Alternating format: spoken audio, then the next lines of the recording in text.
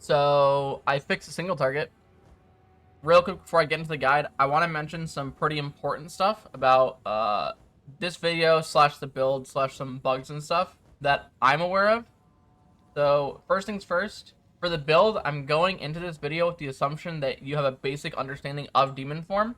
This is an endgame build. You need a bit of currency in order to be able to even start playing this version of the build. That's mostly because of the cost of the jewels. Second, there are some bugs that I'm aware of.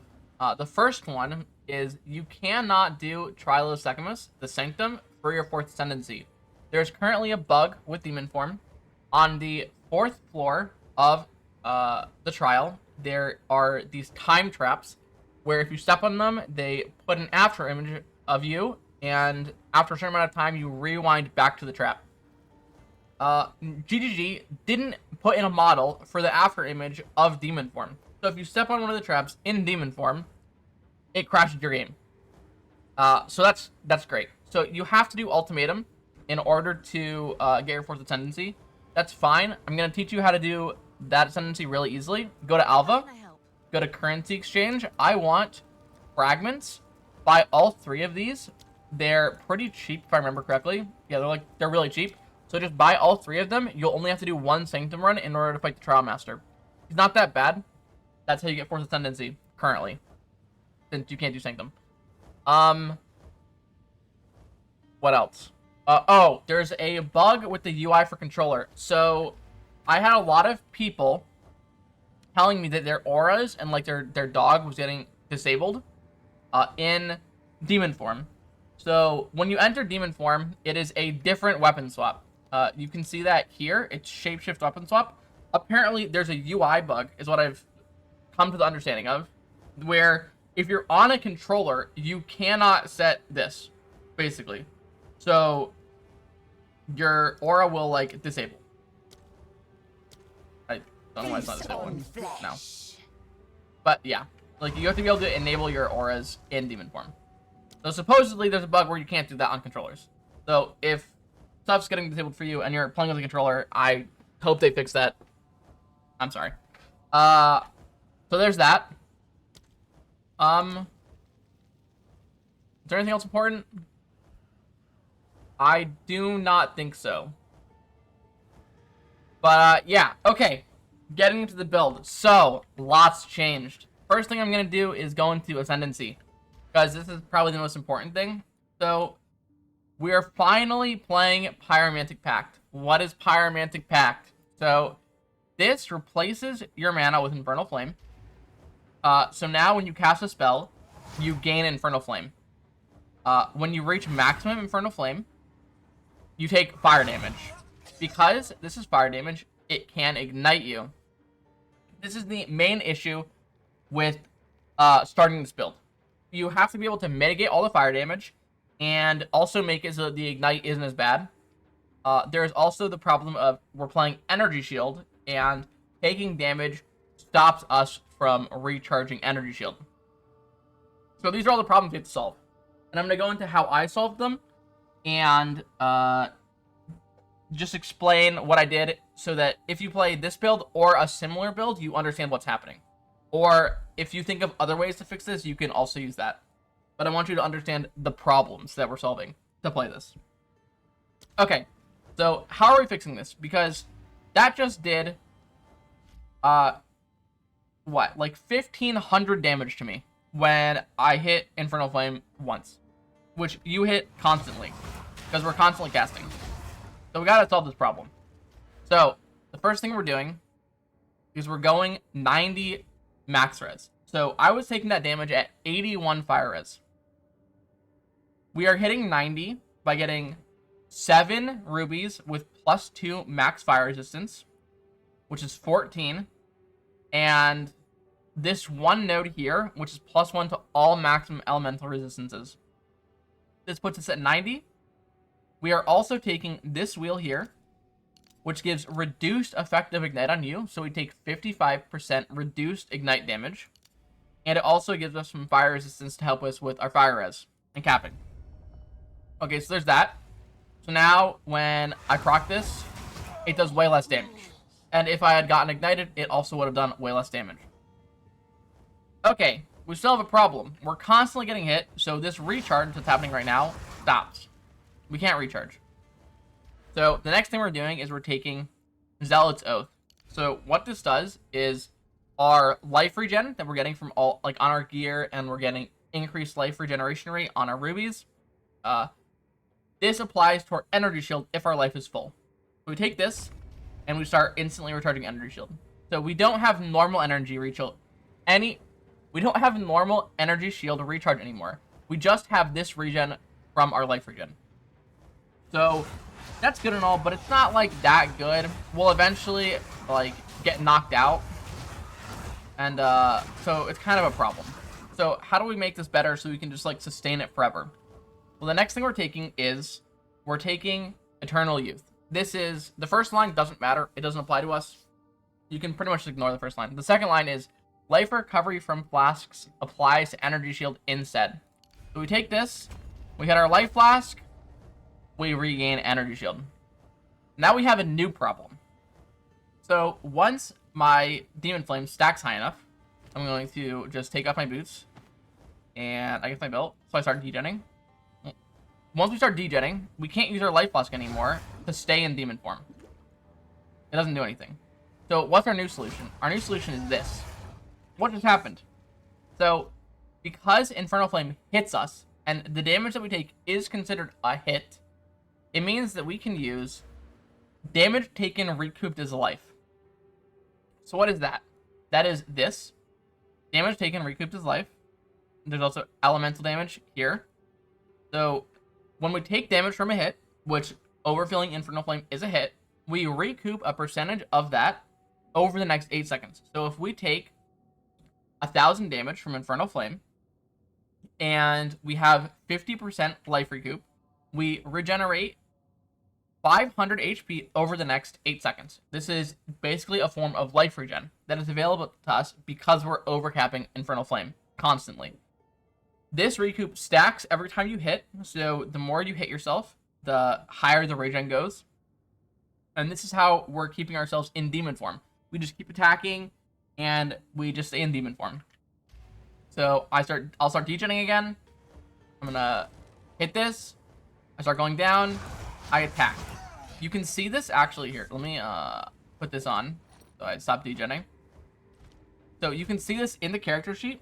There, when I hit myself, I gain 37 life regeneration from other sources. If we keep hitting ourselves, this stacks. So you can maintain large amounts of Demon Flame this way. And we can either Life Blast back up, or I'll get into skill gems later, but for mapping, Grim Feast, which we're still using, when we pick up all the little crystals on the ground to get energy shield back, that helps us a lot with maintaining energy shield while we're mapping. And you just have to use your potion to refill your energy shield if you get hit by something big, pretty much, or you're in danger. Otherwise, you can just cast. So there's that. So currently, I have 48% plus 15 because this node right here, the 15% of elemental damage taken recouped its life, does not appear on your character sheet. So I'm actually at 63%. At one point, when I was building this, I had every single point of recoup on the tree. And I think I had like 112% recoup. So that's how we're getting around Pyromantic Pact. Those are the solutions that I came up with to make it work. Currently, I started degenning in my current setup around 180 stacks. And with attacking, I can reasonably get up to about 300 in my current setup. When I had every single recoup node, there were some really long maps that were juiced a lot, that had lots of mechanics, where I was hitting like 430 to 450 stacks. But I think that's kind of unnecessary, and I ended up speccing out of it to get more damage for a single target. Which, I'll talk about the rest of the tree later, but that is Pyromantic Pact, and our solutions for it. Now, why I go through all of this to use Pyromantic Pact? Well, first off, we don't have to worry about mana anymore. Mana was a huge problem, and now it's not. We don't have to get mana regen, we don't have to worry about mana, we just keep casting, and we're chilling. But using Pyromantic Pact lets us use Bringer of Flame. So, what is Bringer of Flame? While not on low Infernal Flame, which is 35%, you can see that if you hover this, 35%. So, above 35% of this, all damage from you and your allies in your presence contribute to ignite chance and magnitude. What this means is all damage can ignite. And the bigger the hit is, the more likely it is to ignite. This means our Hexblast can ignite things. So, Hexblast now is our delivery tool for cast on ignite Comet. Now, why do we want to use Comet so bad? It's because I'm hitting all the wrong buttons. If we look at, I'll get into all the skill gems later. If we look at the damage of Hexblast, this is what it is right now when I'm in demon form, okay? Up to 1177 chaos damage. If we look at Comet, it's up to 2,688. And we are also giving Comet a ton of crit. I originally wasn't playing crit for a long time. I was able to do every boss except for tier 3, or not tier 3, tier 4, hold on, what's he called? Arbiter? Arbiter of Ash, yeah. The final pinnacle boss.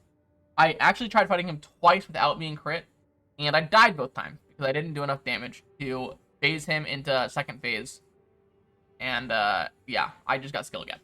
You could totally do it and not crit, but with crit you can just completely delete him from existence, which was the goal.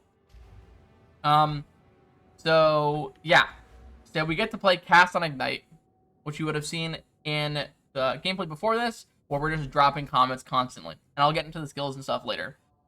We're also using grinning immolation now. We gave up the dog, which I was worried about at first, but it turns out it's completely fine to give up the dog. We don't need the damage reduction, and it's okay. But this is, when you deal a crit, you take 15% of your life and energy shield as fire damage per second. I thought this ignite would be a lot worse. It does, like, no damage to you. Like, at all. When you have 90 fire resistance. And the reduced damage from ignite. So, yeah, it actually does, like, no damage. And for this, we get 30% more critical damage bonus. This is a multiplier on our crit chance. I'm going to spoiler a little bit and open this. Our Comet currently, in my current setup, has 410% critical damage. So when we crit with Comet, it does 4 times damage. and it has decent crit chance, and this goes higher with our setup later.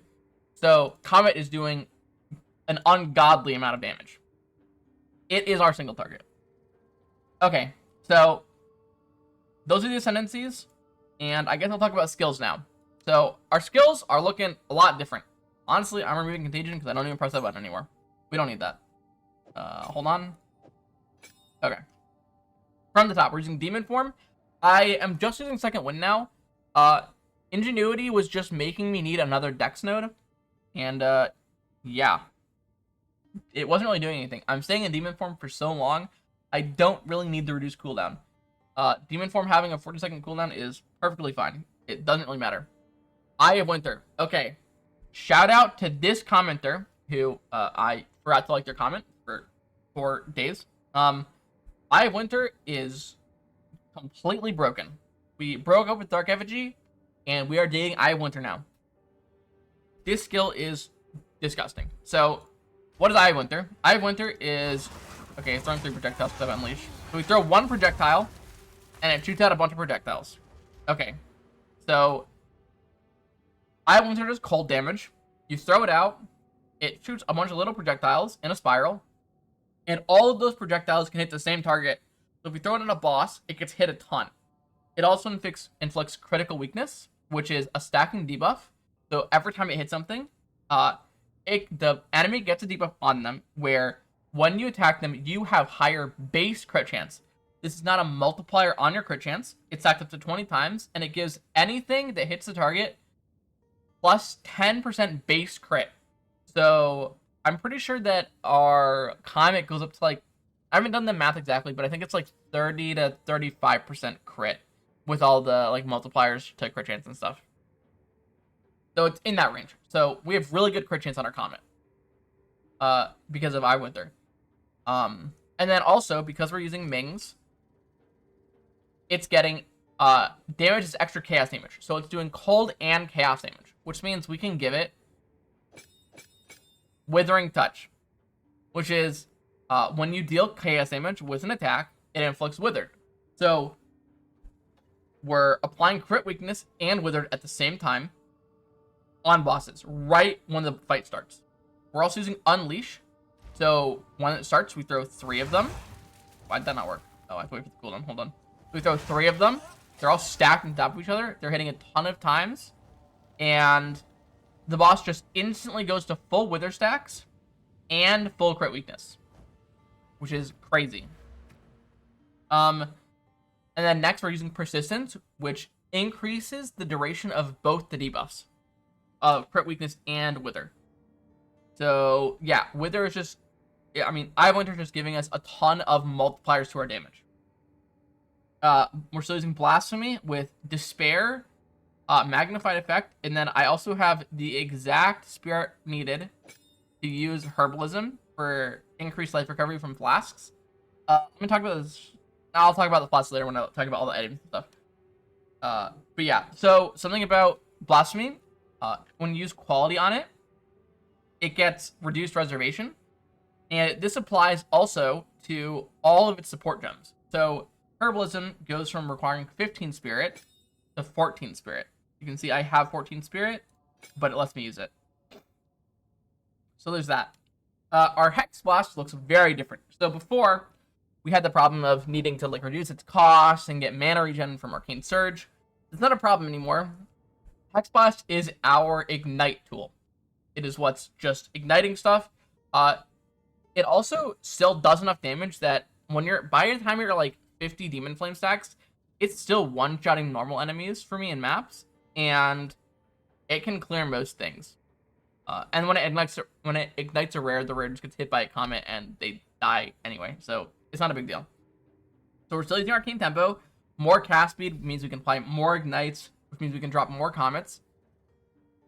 Chaos Mastery just +1 levels, so it gets more base damage. It's pretty good for like clearance stuff. So I must have been tired as fuck when my dyslexic ass read Swift Affliction the first time, because this clearly says non-ailment damage over time, and I'm about to tell you that this works for Ignite, and it does not. So please ignore what I'm about to say about Swift Affliction, and don't use that Use inevitable critical, which is just more crit chance. Okay, okay. Now keep listening to my dumbass. Thanks. We're using Swift Affliction so that the ignites do more damage. I'm going to get into it in a little bit on casting Ignite, but the bigger the Ignite is, the more energy you get for casting Ignite is pretty much the way casting Ignite works now. So we want to use a really hard hit, which thankfully Hexblast hits really hard. It wasn't hitting hard enough that it could like kill bosses, but it's still hitting more than hard enough that it puts a huge Ignite on things, and that triggers comets. So we're giving it more Ignite chance. So it's more, so we can Ignite at lower stacks, basically. So if, say, at one point you needed 70 stacks to Ignite a rare, you might only need like 50 stacks. Those are arbitrary numbers. Those are not exact and don't take them literally. But that's pretty much what this does. And then this one is, we do 25% less damage with hits, but the magnitude of our Ignites are 75% higher. And this is a multiplier with any other multipliers to Ignite, I'm pretty sure. But this is more magnitude of Ignite. I don't know if there's Ignite. Actually, it'd be magnitude of Ignite. From here, probably.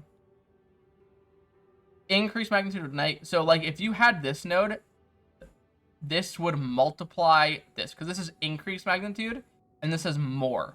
I don't think I'm actually getting any increased magnitude in this build. So, it's not really relevant, but I just wanted to point that out. So we're doing all that so we can trigger cast on Ignite. So, this is how we're triggering Comet. If you quality it, it gets more energy gain. The way this works is the bigger the Ignite, the more energy you get when the energy gets filled all the way up to 100, which is the amount, I guess, that Comet has because its base cast time is 1 second. And it gets a 10 energy cost per 0.10 cast time, so it's 100 energy, basically, to fill up cast Ignite and cast Comet. Okay, so Ignite stuff, Comet drops. We're giving it Spell Echo, so when a Comet drops, a second Comet also drops. This gives it less cast speed, but triggered skills are not affected by cast speed at all. So anything that says less cast speed doesn't matter to us. So this is basically double damage. This is 40% more damage with spell hits for 15% less cast speed. Again, we're not affected by the cast speed. This is more area damage. Comet hits an area and does area damage. You can see it has the AoE tag. So this is 40% more damage for 50% less area of effect. We don't really care about the area of Comet. We just want it to drop on bosses and one-shot them. And then also super critical. So in my current setup, I switched to crit. And this is 100% crit damage bonus for 20% less crit chance. This is additive. So if you just have like, I just think it's additive. I can check. Hold on. I'm pretty sure that's additive. What's my crit chance? 21. That might not be additive. Whatever. It's not a big deal. It's not additive. Okay. Anyway, it's fine. It's still doing a ton of damage. This is worth it. Trust me. We're using Grim Feast for, this is just for mapping pretty much. This is the way we're getting a lot of our energy shield back without having to hit our potion. This is just basically making mapping really feel good. And then the final new tech is Orb of Storms. So this is literally only used for bossing. For map bosses and stuff, you probably can kill them all really fast in this build at just like 40 Demon Flame stacks. You could literally walk into the boss room and they'd still probably explode in like 10 seconds at the most. With Orb of Storms, we're using Orb of Storms to apply shock at 35% shock effect. The normal effect of shock is 20%, and it's basically a 35% more damage onto the target. So we're only using this for bosses. All the bosses in PoE 2 pretty much have like a starting animation when you enter their room. So you can just like walk up and just put Orb of Storms down right before the boss fight starts, and they'll just instantly get shocked. We're using Conduction, so it has more shock chance because its damage isn't really that high, but it's getting scaled with our spell damage from Demon Form, and then we're giving it more shock chance to make sure it shocks. And it just sits in a circle on the ground, and it just hits stuff around it every certain amount of time. That's how Orb of Storms works. We're giving it an 8-second cooldown, but giving it 100% more chance to inflict ailments. Shock is an ailment. And then we're giving it overcharge for 75% increased magnitude of shocks inflicted with supported skills for 50% less shock duration. This seems like a problem, but it's not, because we're using Stormfire. Shocks from supported skills do not expire on ignited targets, and we're constantly igniting everything. So even if you aren't instantly deleting the boss in the shock duration, the shock won't fall off unless the boss like phases to a new phase where it goes invulnerable and all the debuffs like drop and stuff. Then you would lose it, but otherwise, if it's ignited, the shock will not fall off. And that's the skill gems.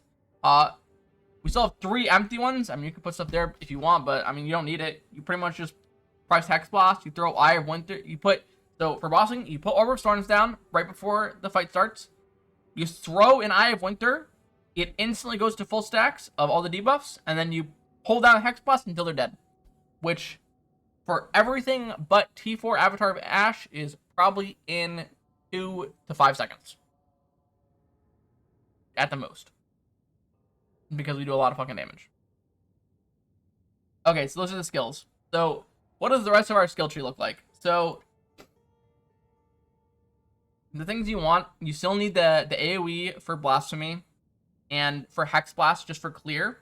I would like to have these 2 nodes, but I ended up dropping them just for more damage to make sure I could kill Avatar.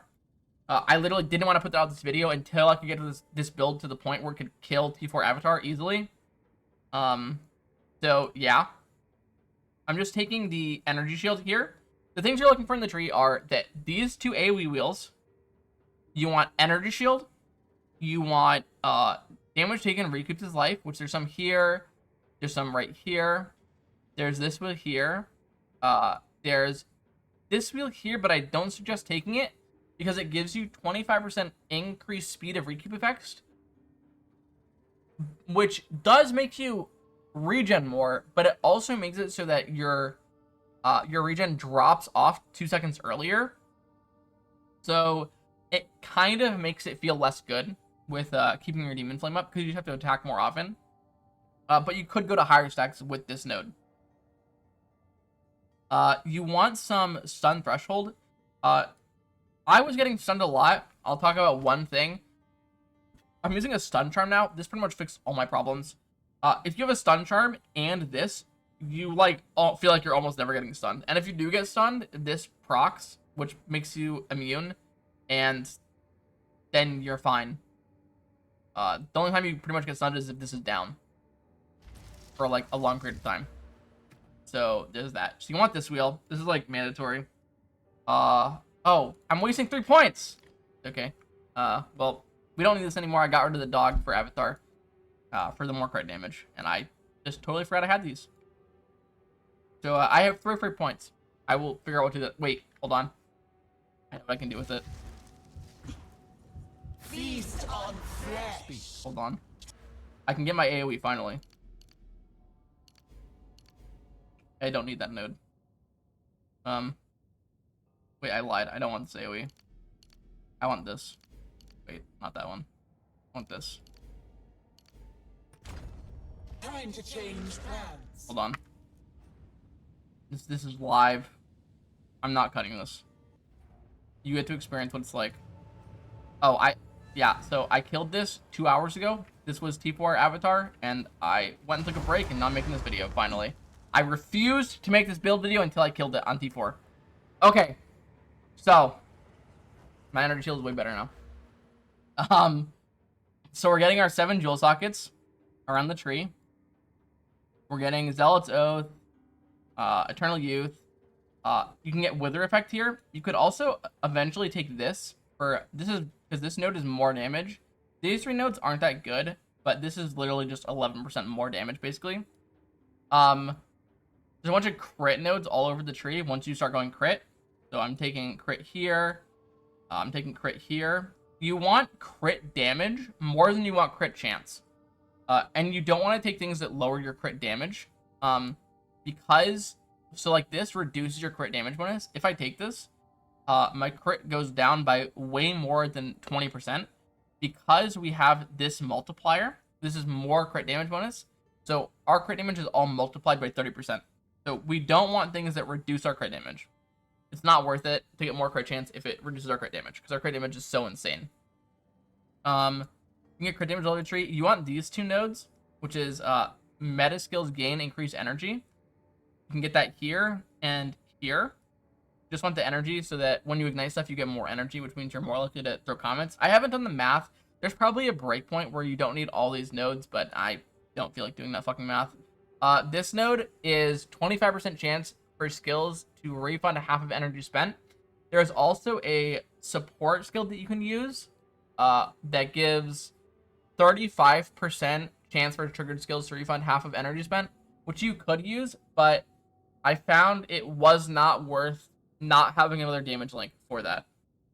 Like a damage link on combat is just way better than having that support, in my opinion, because we're literally only using combat to delete bosses. So there's that. This node is insane. So something I have to talk about is, so Comet does cold damage, okay, but it's getting a ton of added chaos damage from our Mings. So it's split basically it's like 55% cold, 45% chaos damage, which means all of our wither and stuff still applies. All of our minus chaos res from despair, because this lowers chaos res, all this still applies to Comet. The problem is, how are we dealing with cold resistance? Because a lot of like bosses and stuff, they have really high cold res. Well, Comet's cold damage, which means it can freeze. And there's this completely disgusting node right here called Heavy Frost. 20% increase freeze buildup, that's nice. Hits ignore non-negative elemental resistance to frozen enemies. So, the first one or two comets generally instantly freeze every boss, because it's doing so much damage. And as soon as they're frozen, they lose all their cold resistance. And most things die before they get unfrozen, because so many comets are just hitting them. So this is basically minus 75%. It's basically 100% cold penetration. That's basically what this is. Bosses just don't have cold res for 2 points. It's completely insane. This node here, we're still taking because I literally cannot remember the last time I got frozen since I took this. This node's completely insane if you're playing Energy Shield. They'll always take this. This is crazy. And yeah, that's pretty much the skill tree. You just want to get, just like, I have crit over here. I'm just trying to get as much crit damage as possible since it's all multiplied. I care less about crit chance than I do about crit, because Comet has a base crit chance of 13%, and then if you give it 20 quality, it gets +2 base crit, so it has 15% base crit, which is like the highest you can get on, like, I think any skill. I think the highest you can get on any skill base crit wise is 15%. I don't think there's any skills that are higher than 15%. And then you also get another 10% base crit from the debuff of Eye of the Storm. So it already has 25% base crit chance. And then we're just making it so that when it crits, it goes sicko mode. And we're getting just a little bit of crit chance in places. There's like 10% here. I think there's some here. Yeah, there's some there. But yeah, we're just stacking a bunch of crit damage. So when it crits, it hits insanely hard. And yeah, that's the build. Yeah, that wasn't it. I forgot items. So items, it's still just Ghost Writhe, Mings, 2 Mings. You want an amulet? So the armor on this is doing nothing for me. I think the stat you would want is probably just flat energy shield. And cast speed you can replace with plus spell gem levels. Both stats are fine, but you want life regen, damage taken, recoup this life, and you want spirit. On a spirit base. Actually, I don't think you would need a spirit base in this setup. You only need it if you want to run herbalism. Yeah, you could get this on any base. You would have enough spirit. Because it's 60 plus 60, you only need 120 spirit. Right? Hold on, I'm checking. Blasphemy is 60. Actually, this is 54 spirit. and casting ignite is 60. So it's actually less. It's like you only need like 100 and what? I'm dumb. 114 spirit. Oh, I lied. You need Grim Feast too. So you need 144 spirit. Wait, I'm stupid. I could have just done this. Why'd I do that math? 144 spirit. Yeah, I'm stupid. Okay. So yeah, you get a 44 spirit roll on any amulet, then you can have the build functioning. And then you just want life regen, damage taken, recuperative to life on the amulet. Helmet, it's still just life regen, energy, and resistances. My gloves don't even have energy shield on them. They're just insane tri-res gloves. My belt is just life regen and resistances. That's all that matters. And then you want move speed, energy shield, and resistances, and life regen on boots. You can probably replace some of this with rarity if you want to. You get rarity. Actually no, I think rarity is a suffix on gloves. I don't know. You probably can replace some lines with rarity. I'm not sure. I don't magic find. But yeah, that is my basic setup. What else is there? Oh, flask, right. So because we don't have mana, it means we can use insanely broken life flasks. So the normal life flask is actually I probably have one. Hold on. Do I have one that's not that? Do I have increased life recovery? Bro. Okay, amount recovered. Increased amount recovered. So this normally rolls up. The highest roll you can get on this is 70. But if you get one that has the removes 15% of life recovered from mana when used line, the increased life recovered goes up to 92%. Which is significantly higher. Then you can quality it, your flask, to 20%, which increases the healing, again. And then you can vol your flask, and that will make it go either... it has a range of -10 to +10, so you can go all the way down to 10 quality, or all the way up to 30 quality. I spent like 4 divines just rolling flasks, and this is the best one I got. Most of them fucking died. This isn't even that good. Well, it's max roll life recovery, but the quality is shit. So yeah, mana floss doesn't matter because you can literally take that off. It's not doing anything.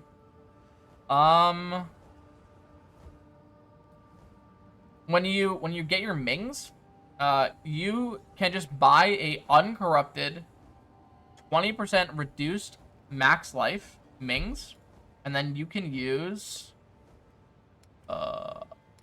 these. You can use flesh catalysts. You can use 20 of them on your ring, and that will take it from 20% reduced maximum life to 24%. You can buy these at the currency exchange. Go here, go breach, flesh catalyst. So you have exalts. 1 exalt is 23, so it'll cost you 1 exalt. You go from 20% reduced max life to 24%.